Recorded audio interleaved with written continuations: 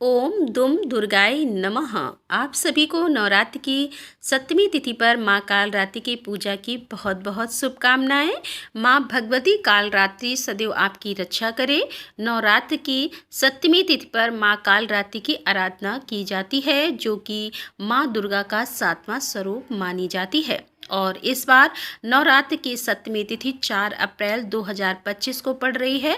तो 4 अप्रैल 2025 शुक्रवार के दिन माँ कालरात्रि की विशेष रूप से पूजा आराधना हम करेंगे। माँ दुर्गा की 7वीं शक्ति मानी जाती है माँ कालरात्रि, और इनकी पूजा से अकाल मृत्यु का भय समाप्त हो जाता है। बुरी शक्तियों से, नकारात्मक ऊर्जा से मुक्ति मिलती है। और अगर किसी भी प्रकार की शनि की साढ़े साती से परेशान है, ढैया से परेशान है, या राहु केतु जनित कोई भी पीड़ा हो, किसी का किया कराया का असर हो आपके ऊपर, या तंत्र बाधा हो आपके ऊपर, तो किसी भी प्रकार की नकारात्मक ऊर्जा हो, आपकी हर संकट से रक्षा करती है माता कालरात्रि। इसलिए नवरात्रि की 7वीं तिथि पर माँ कालरात्रि की जब हम पूजा करते हैं तो विशेष रूप से श्रद्धा भाव से, समर्पित भाव से उनसे प्रार्थना करते हुए करनी चाहिए। तो आज की वीडियो में आप जानेंगे कि माता कालरात्रि की पूजा किस प्रकार से करेंगे, और कौन सा मंत्र है जिसका आज हमें जप करना है, माँ का स्वरूप क्या है जिसका हमें पूजा के समय ध्यान करना है, और कौन सा माँ को प्रिय रंग है जो धारण करके आज हम माँ की आराधना करेंगे, और कौन सा पुष्प माँ को अर्पित करें, और कौन सा फल मिठाई माँ को अर्पित करें जिससे कि माता प्रसन्न हो और हमारे जीवन में आने वाली समस्त परेशानियों से, समस्त बाधाओं से, समस्त प्रकार की विपत्तियों से हमारी रक्षा करे। तो आज की वीडियो बहुत महत्वपूर्ण है, पूरा जरूर देख लीजिए। अच्छी लगे तो वीडियो को लाइक भी जरूर कीजिए, क्योंकि आपके लाइक्स, आपके कमेंट्स मेरे लिए बहुत महत्वपूर्ण होते हैं। बस यही एकमात्र जरिया है जिनसे मुझे पता चलता है कि आपको यह वीडियो अच्छी लगती है और आपके लिए यह वीडियो उपयोगी है। तो अगर वीडियो अच्छी लगे तो लाइक तो ज़रूर किया कीजिए। बात करेंगे पूजा विधि के बारे में, लेकिन उससे पहले जानते हैं कि चैत्र नवरात्र की 7वीं तिथि का शुभ मुहूर्त क्या है। तो देखिए, 7वीं तिथि प्रारंभ हो रही है 3 अप्रैल को रात्रि में 9:41 पर, और इसका समापन होगा 4 अप्रैल को रात्रि में 8:01 पर। तो 4 अप्रैल को सूर्योदय कालीन तिथि में 7वीं तिथि है, और इस दिन माता कालरात्रि की पूजा आराधना हम करेंगे। 4 अप्रैल को सूर्योदय काल का समय है सुबह 6:08 पर, और सूर्यास्त का समय होगा शाम को 6:04 पर। और 4 अप्रैल को शोभन योग रहेगा, जो कि रात्रि में 9:04 तक रहेगा, और इसके बाद अंतिगंड योग प्रारंभ हो जाएगा। ब्रह्म मुहूर्त का समय है सुबह 4 बजे से लेकर 5 बजे के बीच में। इस समय में आप स्नान, पूजा इत्यादि कर सकते हैं। और एक ऐसा समय है जिस समय में आपको कोई भी शुभ कार्य प्रारंभ नहीं करना है। वह समय है राहु काल का। राहु काल सुबह 10:30 से लेकर दोपहर 12 बजे तक है। और अब जानते हैं माता कालरात्रि की पूजा विधि के बारे में। शास्त्रों में माँ कालरात्रि को माँ दुर्गा का सबसे शक्तिशाली स्वरूप माना जाता है।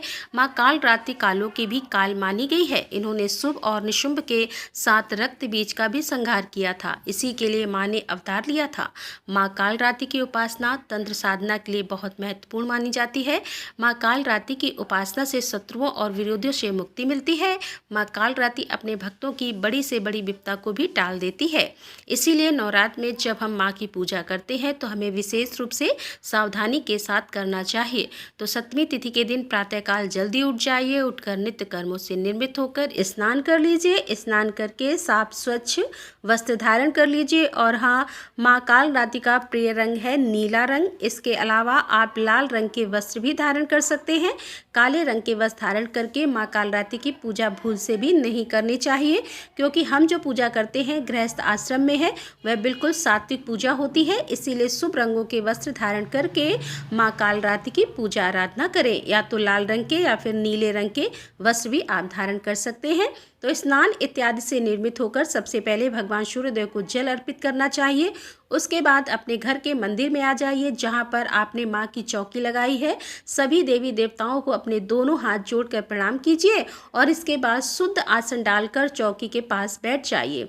आप शुद्धिकरण कर लीजिए सबसे पहले, जैसे कि थोड़ा जल लेकर अपने ऊपर, अपने आसपास, जहाँ पर चौकी आपने स्थापित की है, तो अपने आसपास जल के छींटे दीजिए। जो पूजा की सामग्री है सब पर जल के छींटे देकर पवित्रीकरण कर लीजिए। इसके बाद आप आमनी भी कर सकते हैं चाहे तो, और बहुत से भक्त हैं जो कि आमनी नहीं करते हैं तो भी कोई बात नहीं है, आप जल के छींटे अपने ऊपर देकर भी शुद्धिकरण कर सकते हैं। वैसे अगर आप आमनी करते हैं तो कहा जाता है कि अंदर बाहर सब तरफ से शुद्धिकरण हो जाता है। अब सबसे पहले एक दीपक प्रज्वलित करना है आपको, कर्म साक्षी शुद्ध घी का दीपक या फिर तिल के तेल का।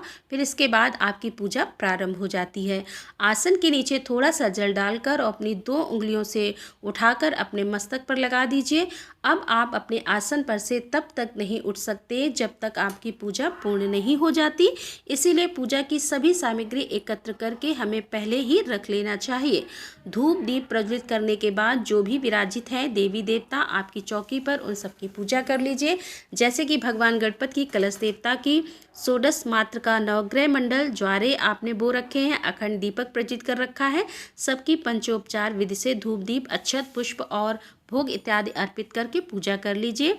इसके बाद माँ कालरात्रि की पूजा आपको करना है तो अपने हाथ में थोड़े से अक्षत ले लीजिए, 1 पुष्प ले लीजिए और माँ कालरात्रि का ध्यान कीजिएगा कि माँ कालरात्रि का स्वरूप क्या है जिसका आपको ध्यान करना है। पूजा के समय देखिए माँ कालरात्रि का शरीर अंधकार की तरह काला है, माँ की श्वास से आग निकलती है, माँ के बाल बड़े और बिखरे हुए हैं, माँ के गले में पड़ी हुई माला बिजली की तरह चमकती है।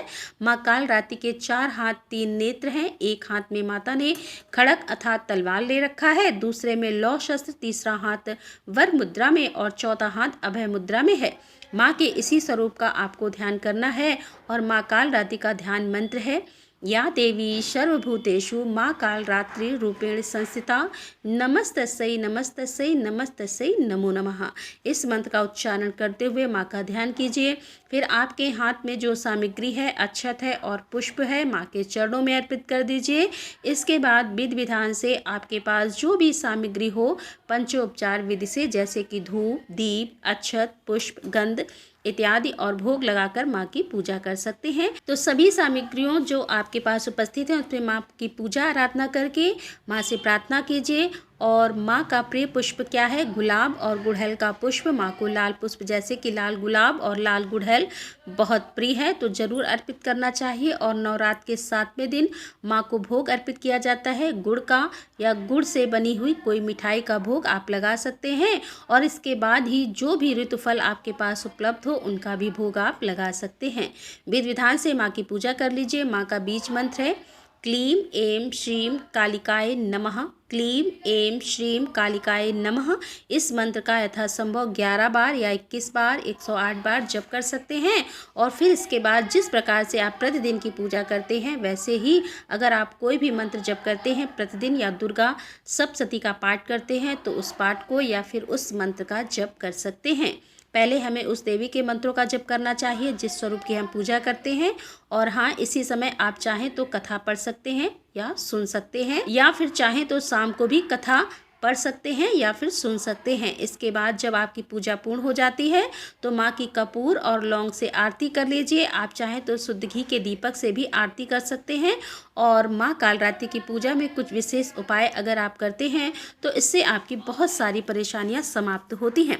कौन से उपाय आप कर सकते हैं? देखिए, सबसे पहला उपाय है गुड़ का। माँ को गुड़ बहुत प्रिय है, जैसा मैंने पहले भी बताया है। तो गुड़ आप थोड़ा अधिक मात्रा में अर्पित कीजिए, जैसे कि आप 1.25 किलो गुड़ अर्पित कर सकते हैं, चाहे तो 5 किलो गुड़ अर्पित कर सकते हैं, या फिर 1.25 पाव जैसे कि 350 ग्राम गुड़ अर्पित कर सकते हैं। मतलब इसी प्रकार से थोड़ा अधिक मात्रा में गुड़ अर्पित करके और माँ की पूजा आराधना कर लीजिए। उसके बाद से आप इस गुड़ से कुछ हिस्सा ब्राह्मण को दान कर दीजिए, मतलब लगभग आधा गुड़ ब्राह्मण को दान कर देना चाहिए। और थोड़ा सा गुड़ अपने घर में भी रखिए, प्रसाद स्वरूप सभी सदस्य मिलकर ग्रहण कर सकते हैं।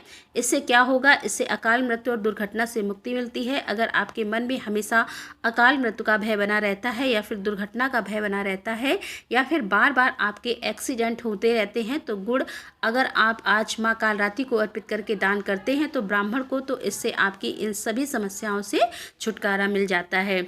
अगला उपाय है मनचाहा वरदान पाने का। तो माँ कालरात्रि को रात रानी का पुष्प बहुत प्रिय है, तो अगर आपको रात रानी के पुष्प मिल जाते हैं या पुष्पों की माला मिल जाती है तो माँ को जरूर अर्पित कीजिए। इससे माँ बहुत प्रसन्न होती है और मनचाहा वरदान देती है। मतलब अगर आप कोई भी मनोकामना मन में आपकी जो आप चाहते हैं कि बहुत जल्दी पूर्ण हो जाए, तो माँ कालरात्रि की पूजा रात रानी के पुष्पों से करनी चाहिए। तो जैसा कि माँ दुर्गा का सबसे शक्तिशाली स्वरूप माँ कालरात्रि को माना जाता है, तो हर प्रकार की कामनाएं माँ पूर्ण करती है। मतलब आपको अभय दान भी देती है, भय से भी मुक्ति मिलती है, रोग से भी मुक्ति मिलती है, और कोई भी आपकी कामना हो तो बहुत जल्दी पूर्ण हो जाती है, क्योंकि माँ कालरात्रि अपने भक्तों पर बहुत जल्दी प्रसन्न हो जाती है। तो विधि विधान से माँ कालरात्रि की पूजा कीजिए, मंत्रों का जप कीजिए और उपाय जरूर कीजिए, क्योंकि उपाय कोई महंगा नहीं है, गुड़ का उपाय है और गुड़ बहुत आसानी से सब जगह मिल जाता है। आप थोड़ा सा गुड़ सुबह या फिर शाम को अर्पित कर सकते हैं। मतलब अगर आप सुबह पूजा कर रहे हैं तो सुबह भी अर्पित कर सकते हैं, सुबह नहीं कर पाते हैं तो शाम को भी आप अर्पित कर सकते हैं। और ब्राह्मण को दान कर दीजिए, दान ब्राह्मण को ही करना है, इस बात का ध्यान रखिए दोस्तों। नवरात्र की अष्टमी, नवमी, कन्या पूजन कब करें और कलश का विसर्जन कब करें, इस विषय में अगर आपको जानकारी चाहिए तो चैनल पर वीडियो अपलोड हो चुकी है, जरूर देख लीजिए। उम्मीद करती हूँ ये वीडियो आपके लिए उपयोगी होगी। वीडियो अच्छी लगी हो तो लाइक कीजिए, शेयर कीजिए और चैनल पर पहली बार आए हैं तो सब्सक्राइब करके बेल आइकन को जरूर प्रेस कर लीजिए। अगर आपको आज की वीडियो अच्छी लगी हो तो मिलती हूँ मैं आपसे अगली वीडियो में। तब तक के लिए राधे राधे, जय श्री कृष्णा, जय माता दी।